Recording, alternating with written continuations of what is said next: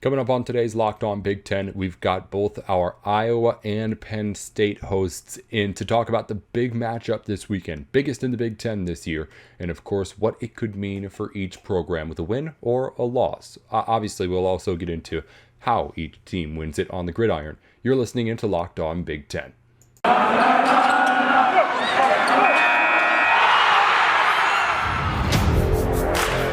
You are Locked On Big Ten, your daily podcast on the Big Ten Conference. Part of the Locked On Podcast Network. Your team every day.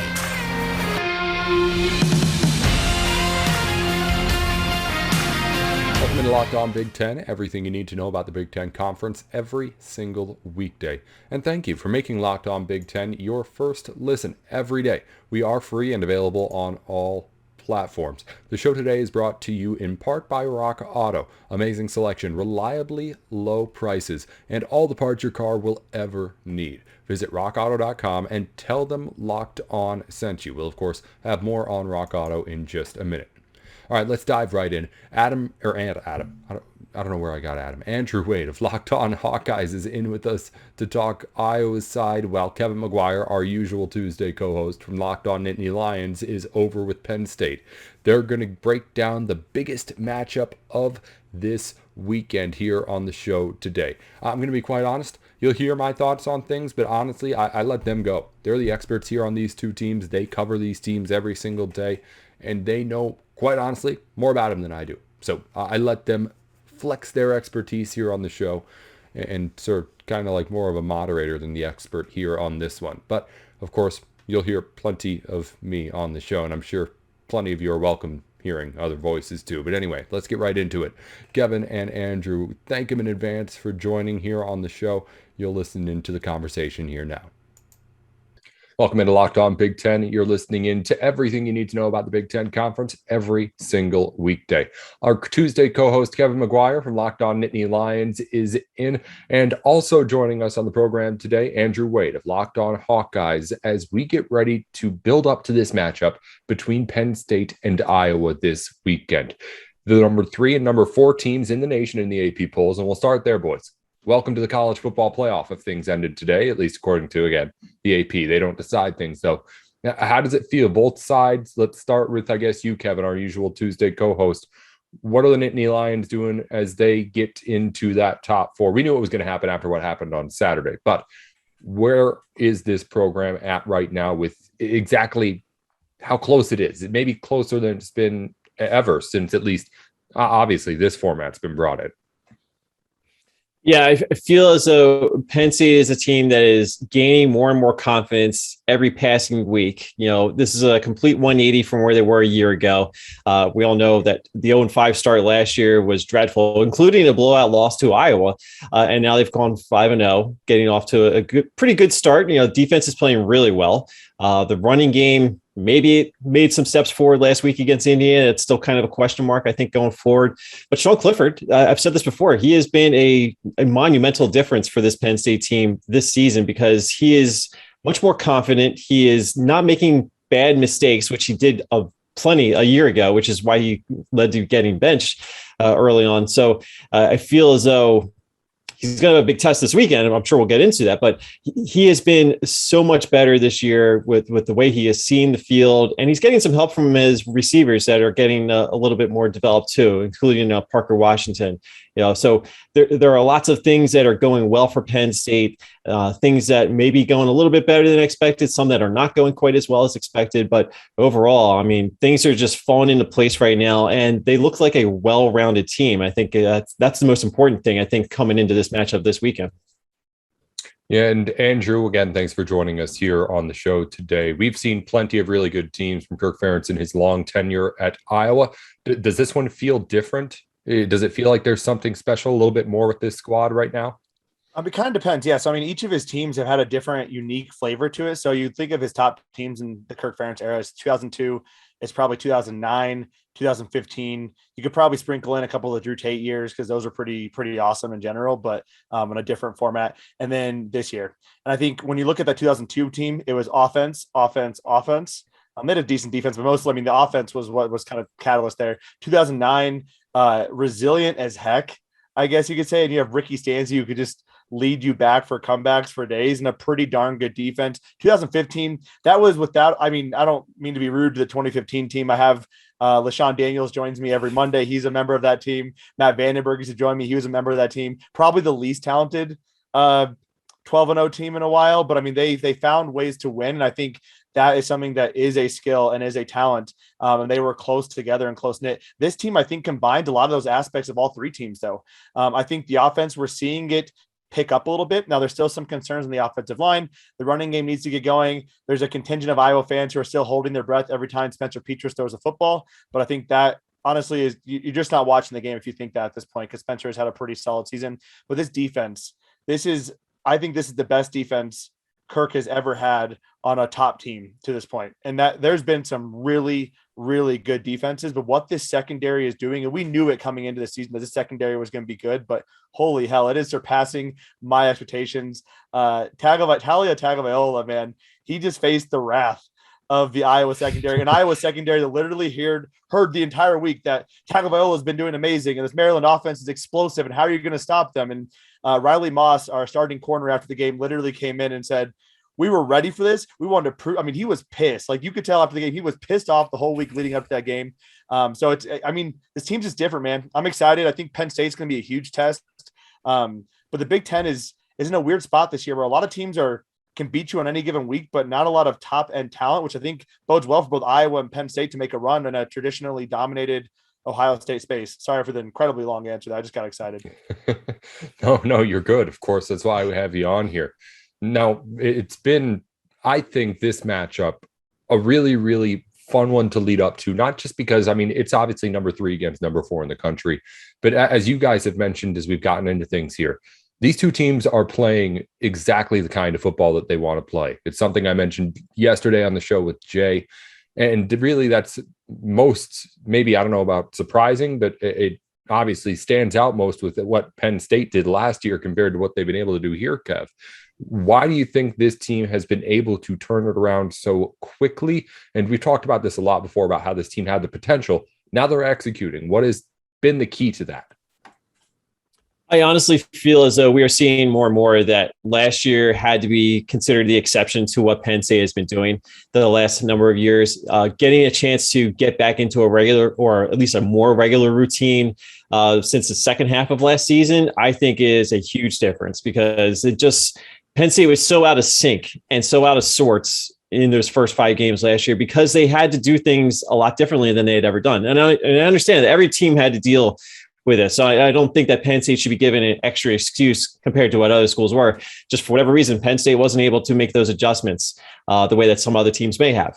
But now that they're back in kind of the regular meetings, regular practices, much more, the way that James Franklin likes to run things, I think that is huge. And I think that just having that ability to work a little bit closer together really has been a difference. I think James Franklin has said that on numerous occasions during these first 5 games of the season. I really do feel like there is something to be said about the way that they have organized themselves, going through spring practices, going through regular practices now. I think that's the biggest difference, at least for Penn State. But also, again, kind of going through that experience of last year and having so many players decide to come back this season to make up for what happened last year. I really do think that there's a little bit of I don't know if it's a revenge factor, but it's like a motivating factor, right? To redeem yourself a little bit and say that, what happened last year, that's not what Penn State football is supposed to be, at least according to the guys that are in this program right now. And now, we'll see where the second half of the season goes, but they've already kind of redeemed themselves, at least personally and individually, and as a team so far to this point. So still lots of work to do because there are some big challenges ahead, but I think that they have already started to kind of build off of that motivating factor that they've all rallied around. Well, James Franklin's going to have no problem getting those guys motivated for the matchup on Saturday. He personally 4-1 against Iowa too. So that's, I don't know what you take out of that. We'll ask about that later on as we get into, and I want to dive into more of the individual matchups and assignments of this actual game. But before we do that, one more final kind of zoom out into the big picture. On the national stage, guys, this game is huge, obviously, but doesn't impact what you do in the Big Ten. You can still win a Big Ten title game winning out by losing this game. In that avenue, I'd imagine you could argue it doesn't really, really knock you out if you lose it either. Where are you at with what a win gets you, where a loss puts you? Is this something where like you think your team needs the win to keep up with everybody else right now in college football still? Or is it more like this win gives us a little bit of a cushion, gives us something where we can still afford a loss and still be into it too? I'm interested how you're taking this approach to really being shoved into that top 4 conversation here. Let's start with Andrew, I suppose. I think this is one of the most important games in the last 10 years of Iowa football. I got to be completely. So, I mean, yes, if they lose to Penn State, you're 100% right. They still control their destiny to the Big Ten title. And in theory, with how, honestly, there's a lot of parity in college football, there's a chance they could still make the college football playoff. And if they do, if they were able to do that, if they lose to Penn State and still make the college football playoff or make the Rose Bowl, we're going to look back in the season and say, that was a pretty darn good season. That's still a top season in the Kirk Ferentz era. But this game specifically is a game that Iowa has not won in the past. They've had opportunities at taking down Wisconsin and having a memorable season. You look at 2 seasons ago, they went 10-3. They lose to Wisconsin. They could have won the Big Ten West. They lose to Wisconsin. They don't win the Big Ten West. They ended up beating USC in a pretty solid game that kind of sparked the next season. They lose 2 games by a couple points last season. Otherwise, they're going 8-0. That could have been a special season. I mean, they're on the cusp and they just need to get there. And then you factor in the fact that they have like 80 recruits coming this weekend, including a 5-star prospect who is trying to commit between Iowa, Ohio State, and Notre Dame. And you have Kyler Casper, a 4-star wide receiver who is a Kevin Casper's son. Kevin Casper, a legacy Hawkeye. I mean, there's a lot of big-time recruits coming. I mean, this is the game that Iowa is going to look back and get changed, I think, truly the history and the trajectory of the program for the next 5 years. And I'm not into hyperbole. I think that's truly the case here. It means more than just this season for Iowa in this game. I hear what you're saying, and I totally get that. And I would suggest this. I think that both teams. I think you're right. I think either team could lose this game, and still go on to win the Big Ten. Odds are you would have a rematch in the Big Ten championship. The way that things would be playing out, if that's the scenario. But I would guess that it might be a little bit more important for Penn State to win this game, because I don't know if there's as much of a margin for error in the Big Ten East as Iowa may have in that Big Ten West right now. Just looking at what Penn State still has to play. They still have to play Michigan, still got to play Ohio State on the road, which is always tough. Also got to go to Michigan State at the end of the year. So I feel as though Penn State probably needs this win a little bit more as far as the Big Ten picture is concerned. But there's no question that you need to win this game if you want to have a really good shot at the college football playoff, because I don't think you want to lose. I don't think you will lose this early on, especially if you're Penn State, when you still got to go out to Ohio State. And I think Ohio State is figuring things out too. So I think no matter who wins this game, Ohio State's still the team that a lot of people are going to be chasing. So I would just suggest that maybe Iowa's got a little bit more of a margin for error as far as the Big Ten picture is concerned than I think Penn State does. No doubt about it. Completely agree. Yeah, I think it's kind of, I think this is kind of just understood, but like the competition here, like whether it's a undefeated or one loss, the Big Ten champion, as long as it is undefeated or one loss, probably going to get into that college football playoff. It's more about the battle inside the conference here over these next few weeks to try and figure that out. Honestly, that's going to be tougher than the battle to stay up in the national rankings. You're going to get your respect if you win in the Big Ten. But we'll talk more about what it's going to take to win on Saturday here in just a minute. Andrew Wade of Locked On Hawkeyes joining myself and our Tuesday co-host Kevin McGuire from Locked On Nittany Lions on the show. We'll get more into the actual game itself in the individual matchups on the gridiron here on Locked On Big Ten in just a moment. Well, believe it or not, we're already into October, and if you're getting ready for those winter months in Big Ten country, you got to be thinking about where your car is at. Nobody wants to be breaking down in the cold. So if you need any sort of maintenance done, upgrades you want to get done to make sure you're ready, repairs, anything really, just making sure that things are in tip-top shape, head over to rockauto.com and get any of the parts you need. Again, really any sort of thing you would need for your car, you can find over at the site. It's a family-owned business that cuts out that middleman of the part shop or dealership trying to not only find your part, because it can be hard if you're not on a place like Rock Auto that has everything, and also not having to deal with the upcharges that they'll give you for their service. So go over to rockauto.com, get it at the best price without having to go anywhere, while knowing it's what exactly you need from the comfort of your home. There's nothing to lose by at least checking them out at rockauto.com. And if you end up using the service, be sure to let them know that we sent you. Put Locked On in their little "How did you hear about us" box. Welcome back into Locked On Big Ten. Everything you need to know about the Big Ten Conference every single weekday. Our Tuesday co-host Kevin McGuire of Locked On Nittany Lions is on. We're also joined by Andrew Wade of Locked On Hawkeyes to talk about the Big Penn State-Iowa matchup this weekend. Number 3 against number 4. BetOnline.ag line has moved to an even 2 points in favor of the Hawkeyes. Over-under is at now an even 42 points. It's going to be a defensive battle, guys. We talked about that before we got on here just a second ago.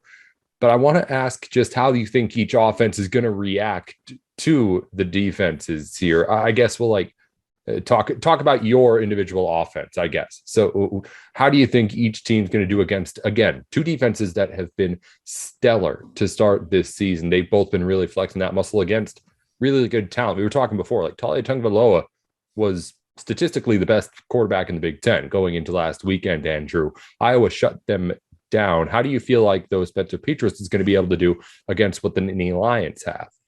Yeah, so it's interesting. Typically, Iowa's offensive game plan is run first, run second, run third, and sometimes we throw the ball occasionally, and usually it's like a bubble screen, and that's about it. And we'll take one shot a game. What they did against Maryland, I thought was really interesting. They came out slinging the ball all over the place and taking shots across the field. 2 weeks ago, Kirk Ferentz talked about the fact that this is the first time in practice where he felt very comfortable going deep. And then they went deep a bit against Colorado State. Keegan Johnson, a true freshman, getting 2 big-time catches. Charlie Jones, Nico Reganey getting involved. We saw against Maryland, they're willing to do a few more things. They added in a few other wrinkles. And I thought Brian Ferentz called literally one of the best games of his life outside of that USC game. That was a pretty darn good game against Maryland. Granted, he had good field position to work with and had a lot of wiggle room with what he was doing. Against Penn State, the only thing I think the secondary-wise, when I look at Penn State secondary, it concerns the heck out of me. I mean, it is a very strong secondary across the board. Not a lot of weaknesses. The only one who I think is grading under 80 is one of your top corners who's been around for a couple of years, right? So, I mean, to me, that does concern me a little bit from throwing the ball perspective. And please correct me if I'm wrong, Kevin. What I've seen from Penn State is that there is a slight weakness in the rushing defense, and Wisconsin was able to attack that. Wisconsin's been terrible this year in terms of Graham Mertz has been bad, but Wisconsin was able to attack with the running game. And I think Iowa might go back to their normal game plan of trying to do power football, keep the score close, and rely on their defense to potentially make Sean Clifford look like Talia Tagovailoa. I think this is going to be a game where Kirk is very concerned about not giving the ball away to Penn State. So we're going to see a pretty conservative game plan, in my opinion. A lot of runs, trying to just pound away at Penn State's defense and hope at one point we take a shot deep and make it. Kevin, what do you think? Go ahead.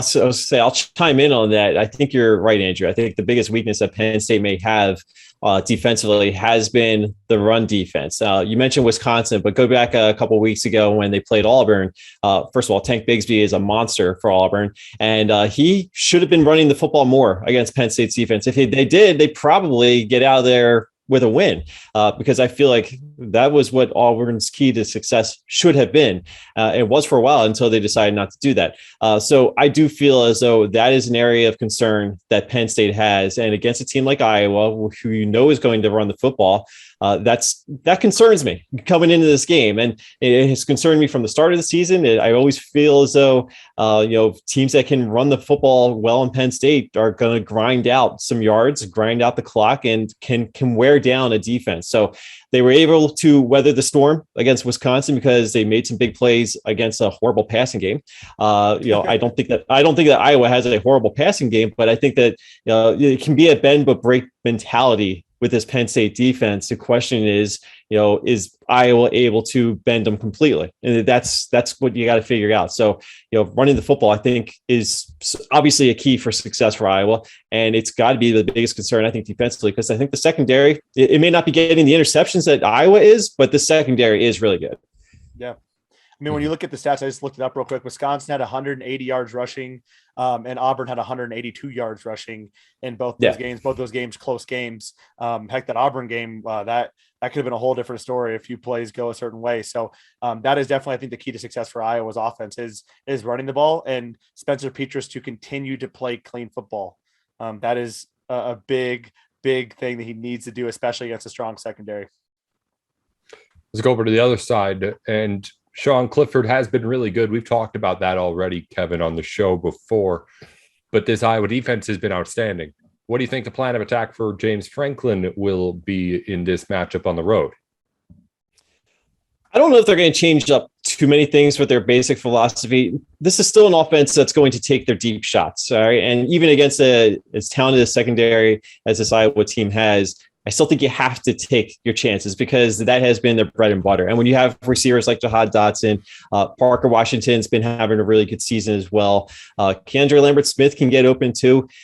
I think you'd be foolish not to at least take a couple gambles. And it may not pay off as well as it has against some other teams, but that's just something that they're going to do. They're going to do that a handful of times. If they connect on one or two, they'll be happy. They'll probably make something happen out of those. So I don't think they're going to go away. Now the question is, how conservative will Penn State be? What kind of field position do they have? I think this is a good field position type of game, but when you can't run the football the way that Penn State has struggled, again, they took some steps forward last week against Indiana, but I think it's a massive work in progress trying to figure out exactly how they're going to distribute the football, who's going to carry it in certain situations. I don't know if Iowa is a team that you want to keep trying to figure that one out. So I think you want to have some definitive answers one way or the other. If it works, great. If not, then you got to go back to the drawing board. I don't know how much time you have to waste in that, though, because I just feel as though you got to rely on Sean Clifford to continue to play well. I know he's got 3 interceptions this year. I'm only going to maybe criticize him for one of them, which was last week against Indiana. But after seeing what Iowa did to Maryland last week, it has opened, I think, a lot of eyes. So I think the experience that Sean Clifford has maybe puts him in a better position than Talia from Maryland. So we'll see. But, going on the road, this is what concerns me a little bit because he has been playing so well. But this is a rough environment to go into. I'm glad it's not a pure night game, but it's still going to be a primetime atmosphere, I'm going to guess, as the game's going on. So it's going to be an electric, deafening crowd. And I need to see how Sean Clifford responds in this situation. Obviously, he got off to a slow start against Wisconsin. This is their first road game since the opener. So I'm very curious to see how they're going to handle this. I'm so pissed it's not a night game. I mean, could you just throw Iowa a bone here? Night games at Kinnick are usually a successful experience for Iowa fans. I would agree with you. I think you have to take shots. And if people think about the 6 interceptions that Iowa got against Maryland, and that's what we're focusing on, there was one drive before Dante Demas went down where they just drove down the field with ease. And they were just picking apart Iowa secondary by throwing deep crossers over and over and over again. Iowa stays in the same zone. They ran the same defense for 20 years. And that second, they're not doing anything revolutionary. They've added in the cash. Oh my gosh, you got to the 21st century and added a nickel defensive back. Fantastic. But there are opportunities as long as Sean Clifford can stay patient. And I think as long as he's not going to make mistakes and that they basically make a quarterback have to make 8 really good throws on one drive. And that's kind of the goal. And can he do that is really the question. But I think there's going to be opportunities, especially with Jahad Dotson. We've seen Penn State receivers torch Iowa. There's usually one individual for Penn State who just torches Iowa each year. And it just drives me insane. Whether it's, Saquon or Miles or KJ Hamler. I'm a Broncos fan and I hate him on the Broncos because of what he did against Iowa. I mean, he's just electric. And now you have John Dotson now, isn't he? Give him a break. He's on the IR now. I feel bad for him, but I don't like the guy. But it's frustrating. But you got to take your shot deep against Iowa. I think you have to test them and test our safeties. The other thing that going back to Sean Clifford, one of the things that he's actually doing really well right now is actually spreading the football around.